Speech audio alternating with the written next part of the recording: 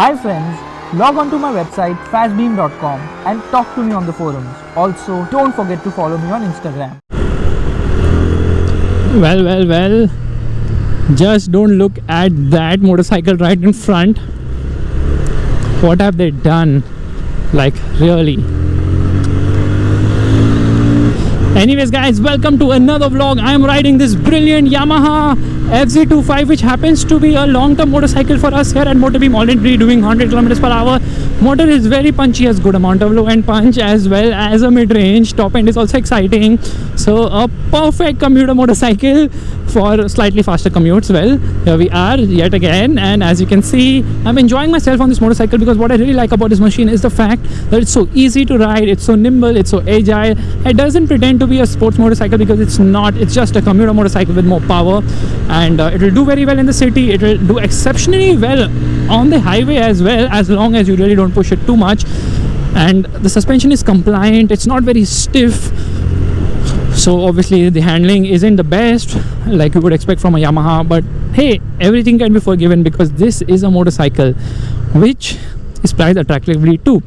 Now, I said attractively, and many of you will be like, what are you talking, man? The Pulsar NS200 comes for lesser price with more power, and it also gets the option of front ABS.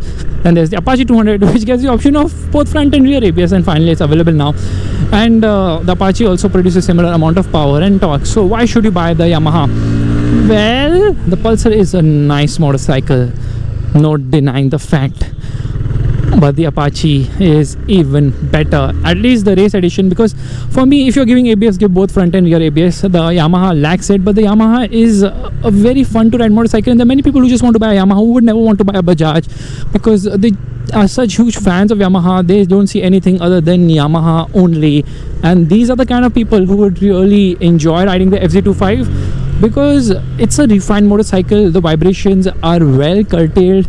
Obviously all the motorcycles vibrate, this one too vibrates, but remember, single cylinder motorcycles will definitely vibrate. I like the fact that this motorcycle is a no nonsense machine. There isn't much on it, and the console is kind of small, not many features to really talk about, but hey, all that can be forgiven because where this motorcycle really excels is the fact that it's got punchy performance. Brakes are also decent, could have done with ABS. Wide tires, here we are, hard on the brakes, decent enough brakes. On the throttle, picks up pace very well, and yeah, gearbox also works decently well. Here we are on a halt. Let me open my visor, take some deep breath. Actually, I prefer to open my gloves first, and since there's 70 seconds, let's just check the frame also of the camera right away.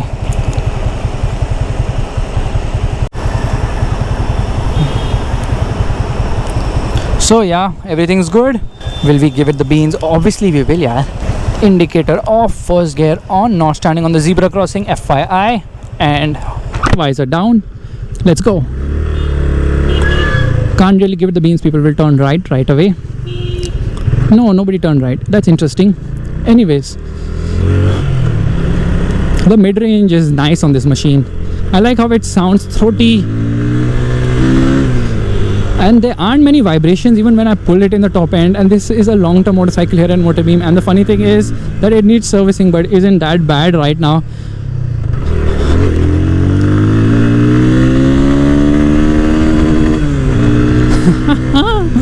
There was a time where there was no speed breaker over here, so you could go leaning in all the way when drift a car or such. But hey, no, nothing's going to stop you from doing it right now either.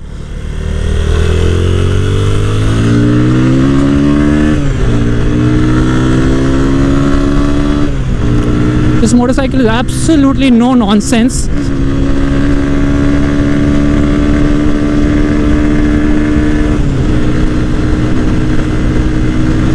See how compliant the suspension is. Yeah, expansion joints are the best bet while riding a motorcycle fast. Anyways, so what should you buy between Pulsar, Yamaha, and the Apache 200? Well, to be frank, I would say that all three motorcycles are very good. You can't go wrong with either of them. Just very good motorcycles, offer good amount of performance, apt for commuting as well as weekend riding. The Pulsar offers slightly more performance, yes, but again, that's top end centric performance. Meanwhile, the Yamaha offers you the reliability and peace of mind, which you know that it's a Yamaha, so the engine is going to last for life, because obviously a bigger engine it is here, 250cc, meanwhile others are 200cc. Compression ratio isn't the highest, so Yamaha has made this motor to last, and it's kind of a touring friendly motorcycle. It's so easy to ride and it fit people of all sizes. Not so with the Apache, more oriented towards shorter riders. Pulsar more oriented towards taller riders. So it's so confusing to decide one, right? Well, I tell you, it's very simple.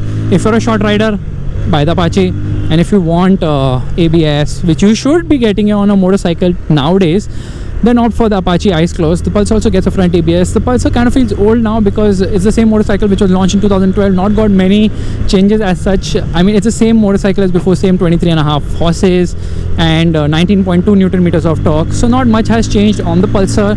Meanwhile, the Yamaha is fresher, definitely, but that's about it. It doesn't feel special at all. It's no nonsense and it will go the distance. So here you go. If you want a motorcycle as a Yamaha fan, buy the FZ25. If you're not a Yamaha fan, you're fine with buying any other brand, I would suggest to look at the Apache 200 with the race edition thingy.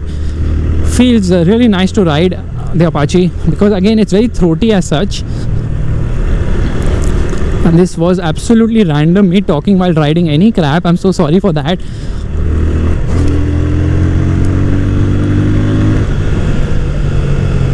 Let's go from the right side.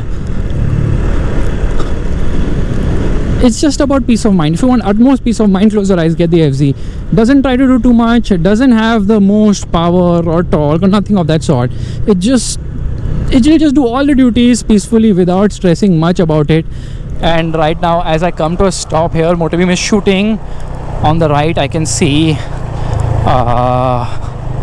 there is a long-term bigness of Motorbeam. And what is exactly happening?